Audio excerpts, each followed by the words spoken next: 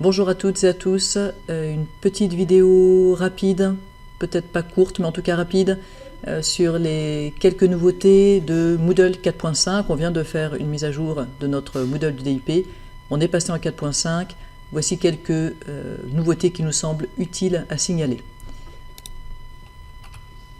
Je vous laisserai lire les menus, ça vous permettra de naviguer dans cette vidéo plus rapidement, et puis je ferai un PDF de cette présentation, ça vous permettra d'avoir le menu dans le PDF. D'abord des changements en termes d'ergonomie, vous remarquez que les icônes ont un petit peu changé. Les icônes des ressources et des activités avec toujours les mêmes jeux de couleurs, hein. Bleu pour du statique, rouge pour de l'interactif, et puis violet pour de l'interactif avancé, on peut dire. Ça fait des pages normalement un petit peu plus courtes, voilà, c'était un des défauts de notre précédent Moodle, c'est un petit peu corrigé ici. À confirmer, mais on devrait pouvoir avoir la possibilité d'ajouter des sous-sections. Donc vous pouvez diviser vos cours en sections et à l'intérieur des sections avoir des sous-sections. Donc à vérifier, on vous tiendra au courant. À l'heure où j'enregistre la vidéo, ce n'est pas encore possible. Une grosse nouveauté, une grosse amélioration en termes d'ergonomie, c'est cette navigation à gauche qui existait déjà quand on était en mode section, je crois. Mais vous voyez que les achèvements, les indications d'achèvement ont été ajoutées. Donc quand c'est vert, c'est que ça a été fait. Quand c'est un rond grisé, c'est que ça reste à faire. Donc si vous gérez, si vous utilisez ces conditions d'achèvement, ça peut vraiment aider les élèves à savoir où ils en sont.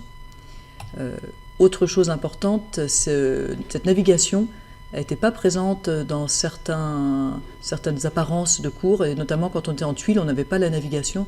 Maintenant, on a la navigation aussi en tuiles. Ça va être très pratique. Les actions par lot. Les actions par lot, quand vous êtes sur la page d'accueil d'un cours, vous avez en haut à droite, et que vous êtes en mode édition, vous avez en haut à droite un action par lot. Ça vous permet de sélectionner ensuite plusieurs activités aux ressources, puis de choisir de les dupliquer, les déplacer ou les supprimer. Donc vous pouvez faire plusieurs déplacements d'un coup, plusieurs suppressions d'un coup, etc. Vous verrez que c'est légèrement modifié voilà, l'apparence pour ajouter une activité, une ressource. Il y a ce bouton bleu, mais je ne crois pas que vous serez perdu. Vous cliquez dessus, vous ajoutez, on fera tout à l'heure, on en ajoutera un quiz et puis on verra comment ça marche, mais je ne crois pas que vous serez perdu. Et puis donc, je vous l'ai dit, les icônes ont légèrement changé. N'hésitez pas à utiliser les favoris aussi. Si vous avez toujours un peu les mêmes activités et ressources que vous utilisez, ça permet d'éviter de choisir dans tout, ou dans activité ou dans ressources, ce qui commence à y en avoir pas mal. Voilà, je voulais ensuite vous parler un petit peu de TinyMCE. TinyMCE, c'est notre éditeur de texte. Je vous rappelle, je crois qu'on n'avait peut-être pas communiqué là-dessus, la possibilité de se mettre en plein écran qui peut être assez agréable.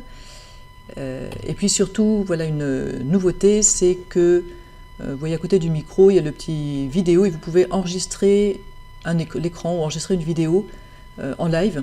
Ça crée un fichier vidéo qui ensuite peut être déposé dans une page ou dans une leçon, etc. Et c'est aussi disponible pour les élèves. Donc ils peuvent par exemple rendre, dans un devoir, rendre un enregistrement de leur écran.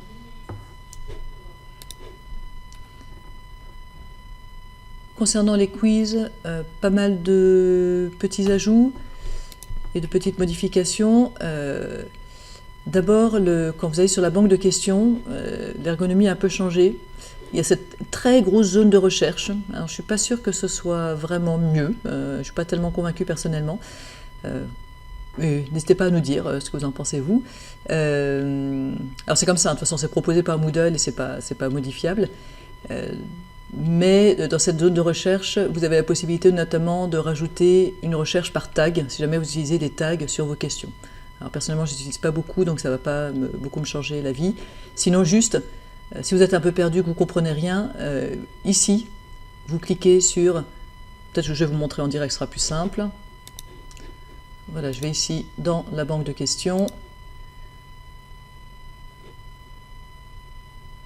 J'ai donc cette grosse zone de recherche qui apparaît avec correspondance, catégorie, correspondance, montrer les questions cachées. Ça, on ne peut pas les enlever. Voilà, on doit avoir, c'est une correspondance par catégorie, on doit avoir, vous voyez que c'est grisé, une correspondance par montrer des questions cachées, oui ou non. Donc ici, dans les catégories, par défaut, il vous montre les questions qui sont au niveau de votre cours, la catégorie par défaut. Mais si vous cliquez ici, vous pouvez choisir, par exemple, je sais pas, je veux la catégorie capitale, puis ensuite appliquer les filtres, et on a les questions de la catégorie capitale qui apparaissent. Voilà. Et effectivement, si vous voulez, vous pouvez ajouter une condition sur les tags, et dire, par exemple, je veux qu'il y ait au moins le tag Europe, ou au moins le tag Paris.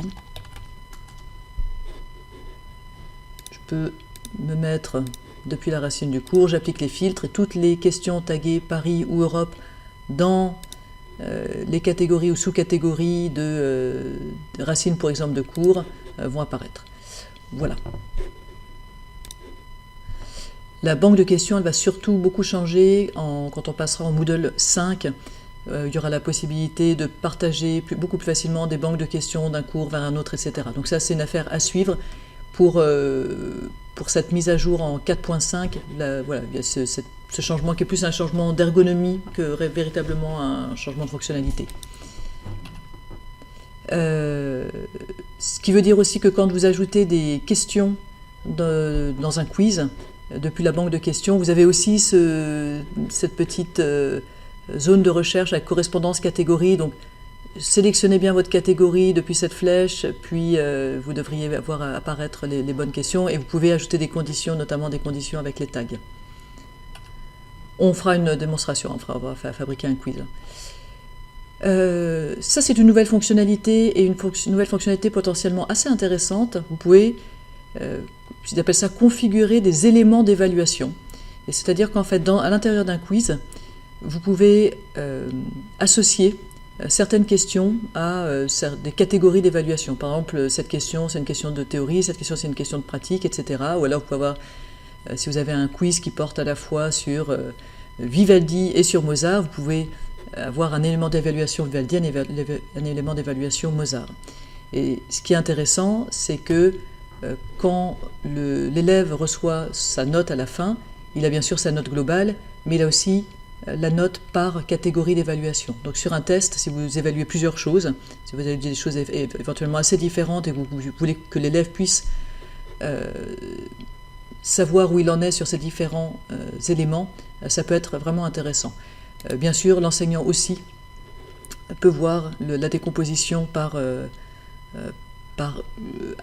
élément d'évaluation. La note globale plus chacun des éléments d'évaluation. Et une question n'a pas nécessairement besoin d'être associée à un élément d'évaluation. Il peut y avoir des questions à l'intérieur du quiz qui sont associées à rien. On fera à nouveau une petite démo. C'est automatisable si vous utilisez des sections. Donc si vous avez une assez grosse évaluation avec une section géographie, une section cryptographie, dans un test sur le solfège, ce qui n'a absolument aucun sens, on est d'accord, c'est vraiment pour l'exemple. Je vous montrerai, mais vous pouvez dire, fais-moi une section par, un élément d'évaluation par section.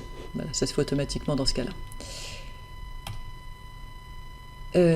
Encore une nouveauté en termes de fonctionnalité qui peut être intéressante, c'est la possibilité, mais uniquement en mode interactif, d'avoir certaines questions qui ne sont déverrouillées que si la question précédente a reçu une réponse. Donc ça vous permet de mettre un petit peu de conditions à l'intérieur d'un test.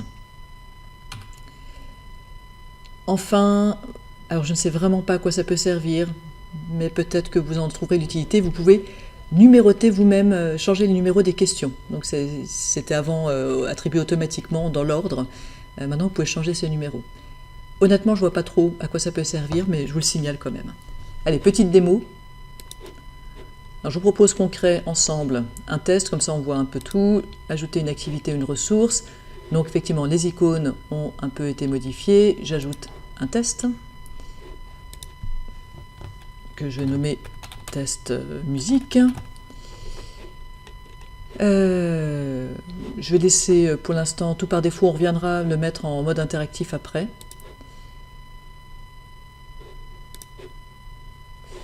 Je vais ajouter une question depuis la banque de questions et donc je vous l'ai dit, vous avez ici cette nouvelle zone de recherche qui apparaît, qui n'est pas forcément très très claire. Alors, mettons que je veux mettre des questions sur Mozart, et je dois appliquer les filtres. Et puis, hop, je vais mettre ces 3 questions, et puis je vais mettre ensuite des questions sur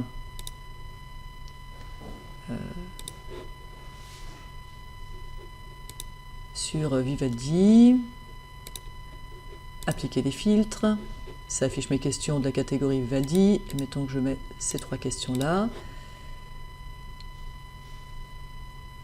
Je peux ensuite, ici, choisir configurer des éléments d'évaluation et ajouter, par exemple, un élément d'évaluation que je vais appeler important. Et puis, par exemple, ce seront donc les questions les plus importantes. Alors, je pourrais en ajouter d'autres. Je veux dire qu'en fait, celle-là est très importante. Et, ça ne sert à rien de faire avant que c'était terminé. Celle-là est très importante. Et puis peut-être aussi la 4e. Les autres, je ne leur mets aucun... Je ne les associe à aucun élément d'évaluation, mais je pourrais le faire et je pourrais avoir plusieurs éléments d'évaluation. Par contre, une question, vous avez vu, ne peut être associée qu'à un seul élément d'évaluation. Voilà. Donc si maintenant je suis un élève et que je vais faire ce test de musique, alors peut-être je vais juste faire une petite chose aussi. Je reviens ici donc en côté prof. Dans les paramètres, je vais quand même mettre des conditions d'évaluation, conditions d'achèvement, comme ça on verra le petit rond vert pour l'élève se mettre automatiquement. Et puis on va dire que, c'est directement, s'il reçoit une note, ça se met en vert, alors c'est parfait. Donc je reviens ici, excusez-moi, côté élève, je vais faire le test. Alors, ici c'est une question descriptive, je vais répondre, si vous me le permettez, tout au hasard. Ici, peu importe.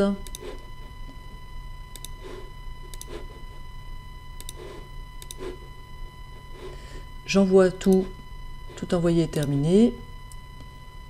Alors, évidemment, j'ai tout faux, mais voyez que le important, l'élément d'évaluation important est indiqué ici, et j'ai 0 sur 3. Vous voyez par ailleurs que, effectivement, il y a un petit rond vert qui s'est mis là, je pense que c'est très visible pour vous. Voilà, peut-être que je recommence avec... Je reviens ici, je vais réinitialiser la configuration. Donc, il n'y a plus d'éléments d'évaluation, tout est mis à aucun. Je reviens dans Questions. Donc, je suis toujours sur mon test de musique et je vais mettre des sections. Donc, je vais avoir une section Mozart. Vous avez peut-être déjà remarqué qu'on a forcément une première question qui est hors section. On ne peut pas ajouter une section dès le départ. Je ne sais pas pourquoi. Je trouverais assez pratique qu'on puisse éviter ça, mais donc sinon vous mettez une question descriptive pour dire bienvenue dans ce test ou quelque chose comme ça. Et puis je vais ajouter maintenant une question, un nouveau titre de section ici, Vivaldi. Donc j'ai ici mes 2 sections, et donc si je passe à configuration des éléments d'évaluation, je peux dire configurer une note pour chaque section. Donc ça va ajouter un élément d'attribution Mozart, un élément d'évaluation Vivaldi, pardon, et ça va être automatiquement associé aux questions des sections correspondantes. Voilà. Je vous remontre ce que ça donne côté élève. Je reviens sur le test musique, j'ai supprimé la tentative, donc c'est normal que ça apparaisse à nouveau en gris ici. J'effectue le test. Donc j'ai ici dans ma navigation, je vois bien apparaître mes sections.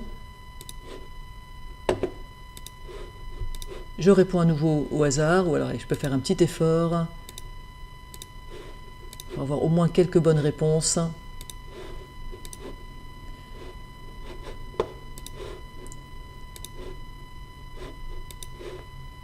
Voilà. On termine le test, tout envoyé est terminé. Et on voit que sur Mozart, j'ai 1 point sur 2, sur Vivaldi, j'ai 2 points sur 3, et ma note globale, c'est 6 sur 10. Je reviens côté prof, si je suis en mode interactif,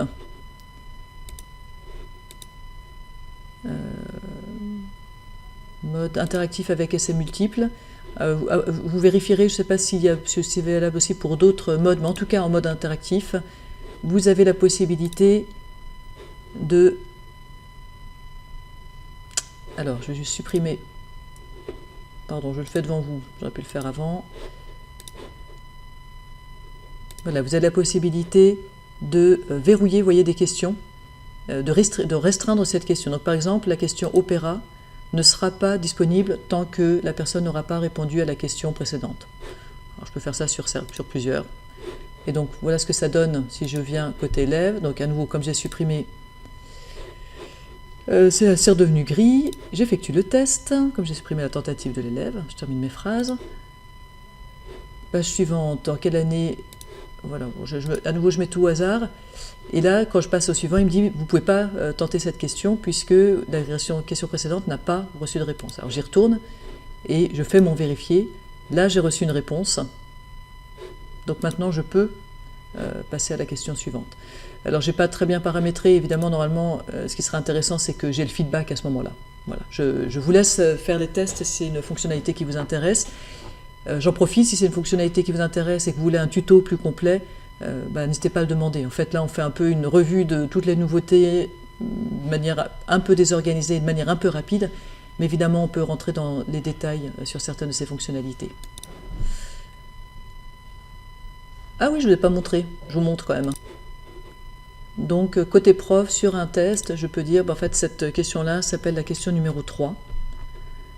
Et celle-là s'appelle aussi la question numéro 3. C'est un peu bizarre. Hein.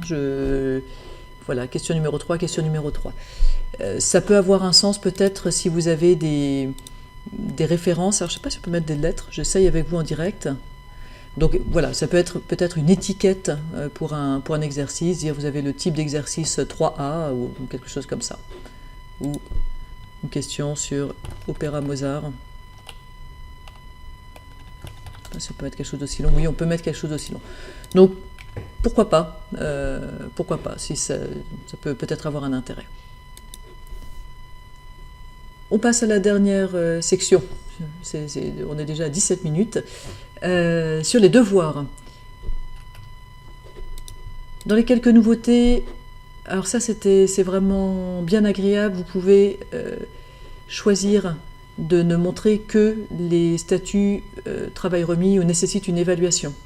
Je ne sais pas si vous vous souvenez, avant, il fallait un peu jongler avec classer par statut, mais parfois naviguer longtemps parce que c'était mis par ordre alphabétique, mais ça ne filtrait pas.